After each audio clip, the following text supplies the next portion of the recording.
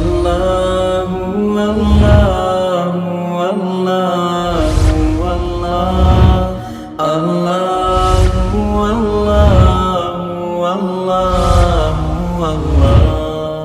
اللہ بسم اللہ الرحمن الرحیم۔ ہدایت النحو کا چوتھا باب ہے منصوب کی اقسام، سبق نمبر 15 میں خوش آمدید۔ آج کے سبق کے اندر ہم ایک اور منصوب پڑھیں گے جس کا نام ہے تمییز۔ عبارت دیکھ لیں، ترجمہ کریں گے، پھر آخر ہم اس کی تشریح کرتے ہیں۔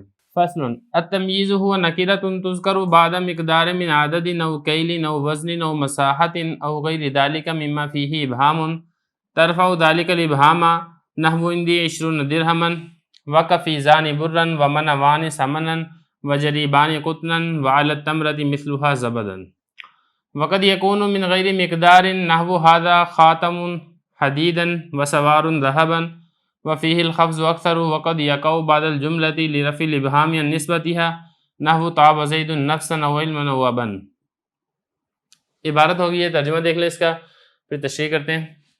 فصل تمیز وہ نکرہ ہے، ذکر کیا جاتا ہے مقدار کے بعد، وہ مقدار جو عدد سے ہو یا کیل سے ہو یا وزن سے ہو یا مساحت ناپنے سے ہو یا اس کے علاوہ ہو، ہر ایسی چیز جس میں ابہام ہے اور یہ اس ابہام کو اٹھا دیتی ہے، ختم کر دیتی ہے۔ جیسا کہ میرے پاس عندی 20 درہما کفیزان برا اور منوان سمنا وجریبان قطنا اور علی التمرة مثلها زبدا۔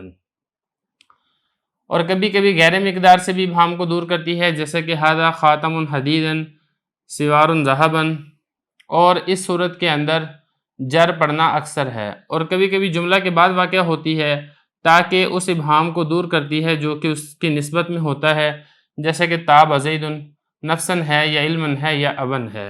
دیکھیں عبارت ہم نے پڑھ لی ہے، ترجمہ ہم نے کر دیا، اب چلتے ہیں اس کی تشریح کی طرف۔ یہاں سے تمییز کا بتایا جا رہا ہے۔ تمییز یہ ایک ایسا اسم ہے جو نکرہ ہوتا ہے اور اس کے اوپر بھی نصب آتا ہے۔ دیکھیں یہاں پہ دو تین چیزیں سمجھنے والی ہیں، ایک ہوتا ہے ممیز اور ایک ہوتی ہے تمییز۔ تمییز کو ممیز بھی کہتے ہیں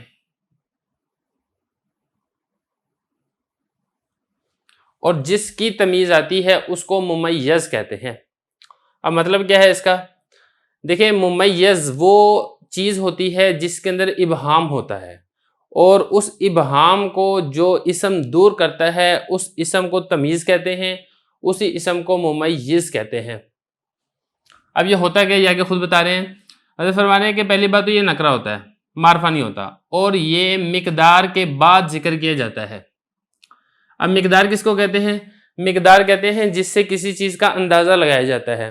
اب اندازہ وہ تولنے والی اشیاء کا بھی ہو سکتا ہے، وہ ناپنے والی اشیاء کا بھی ہو سکتا ہے، اور اسی طریقے سے وہ کیل کرنے والی اشیاء کا بھی ہو سکتا ہے۔ ایک ایک کر کے ہر ایک کی مثال بھی ہم یہاں سے دیکھیں گے۔ فرما رہے ہیں کہ مقدار سے ابہام کو جو اسم دور کرتا ہے اس اسم کو تمیز کہتے ہیں۔ اب مقدار عدد بھی ہو سکتی ہے، مثلا عدد ہے، عدد کے اندر ابہام ہے، میں کہتا ہوں عندی 20، میرے پاس 20 ہیں، اب 20 کے اندر ابہام ہے، تو اصل میں یہاں پہ عدد کے اندر ابہام نہیں ہوتا، بلکہ اس عدد کے ذریعے سے جو چیز معدود بتائی جاتی ہے اس کے اندر ابہام ہوتا ہے، تو ہم ویسے اس کی نسبت کرتے ہوئے عدد کی طرف ہم کہہ دیتے ہیں کہ عدد میں ابہام ہے۔ تو بہرحال اس عدد میں ابہام کو دور کرنے کے لیے جو لفظ آئے گا، مثال کے طور پہ میں کہتا ہوں عندی 20 کتابا، عندی 20 کراستا، عندی 20 درہما، اب یہ جو لفظ جس نے آ کر 20 سے ابہام کو دور کیا ہے، اس لفظ کو تمیز کہا جاتا ہے۔ یہ تو ہو گیا عدد کی مثال، باقی آگے ہر ایک کی مثالیں خود آ رہی ہیں، وہ انشاءاللہ آگے چل کے پڑھ لیں گے۔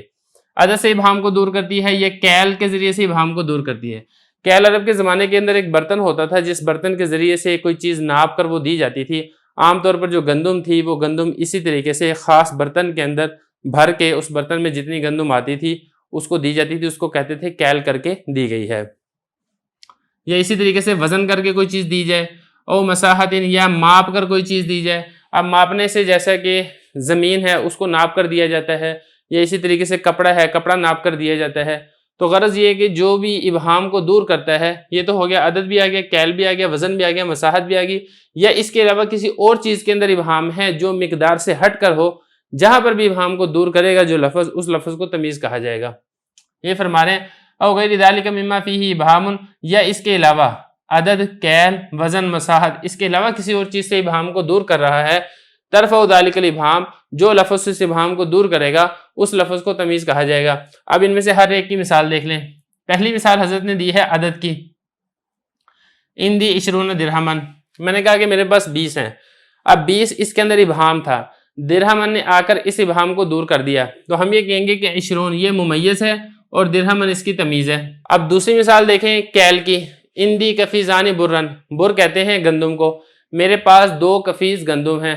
अब वो कफ़ीज़ जैसा कि मैंने आपको पहले बताया था एक बर्तन होता था, उस बर्तन के अंदर गंदम भर के फिर उसको अंदाज़ा लगा कर दिया जाता था।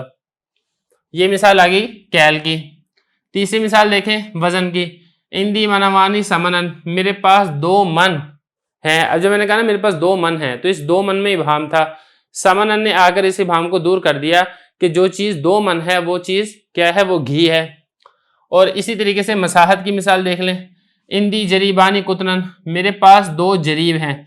अब जरीब वो एक पुराने ज़माने के अंदर अरब के लोग एक ज़मीन को नापने के लिए उनके यहाँ एक चीज़ होती थी, जैसा कि हम आज के दौर में मुरब्बा होता है, किला होता है, एकड़ होता है, इसी तरह उनके ज़माने में जरीब होता था।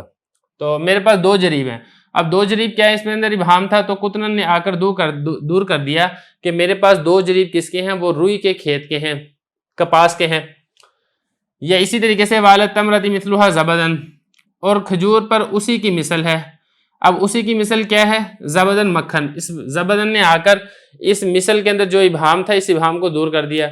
अरब के लोग जो थे वो ये करते थे कि खजूर से एक गुठली निकाल कर उसके बदले में उसके अंदर मक्खन भर के वो खाया करते थे। तो ये कहा कि खजूर पर उसी की मिसल है।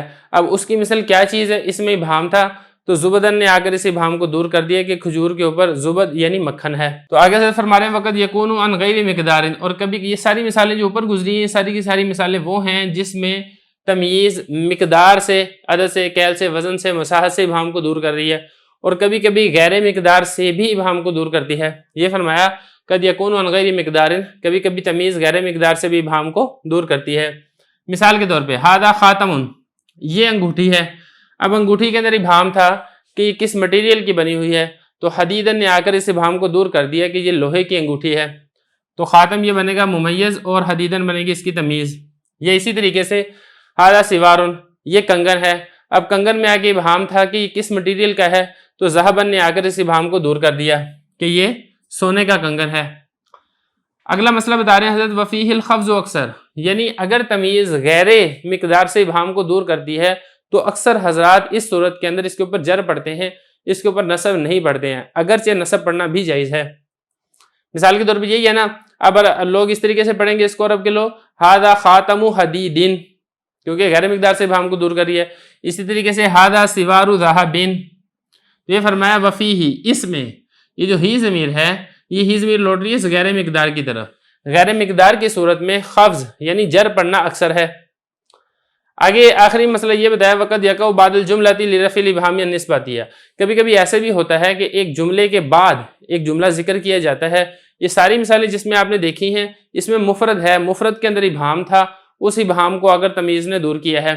और एक बात यहाँ से ये बताई जा रही है कि बाज़ औक़ात ऐसा होता है कि जुमला होता है, उस जुमले में जो निस्बत की जाती है उस निस्बत के अंदर इबहाम होता है, उस इबहाम को भी तमीज़ आके दूर करती है।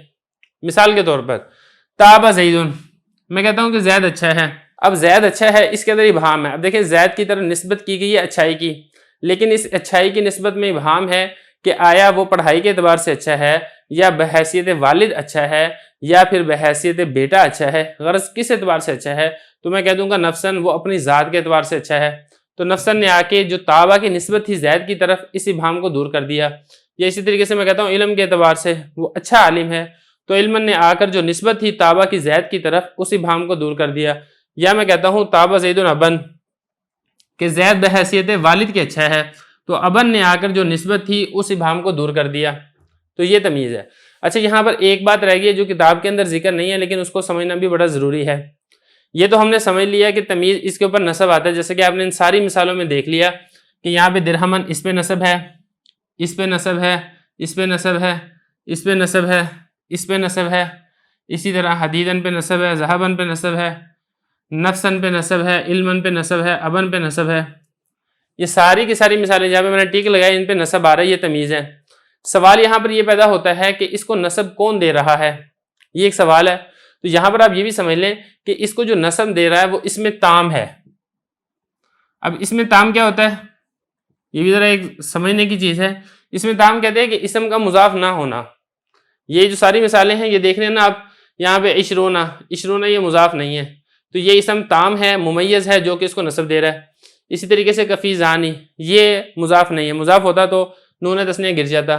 یہ اسم تام ہے جو کہ برن کو نسب دے رہا ہے. اسی طریقے سے منوانی یہ اسم تام ممیز ہے جو کہ سمنن کو نسب دے رہا ہے. جریبانی یہ اسم تام ممیز ہے جو کہ قطنن کو نسب دے رہا ہے, وغیرہ وغیرہ ساری مثالوں میں. تو جو ممیز اسم تام ہوتا ہے وہی یہاں پر تمیز کو نسب دیتا ہے.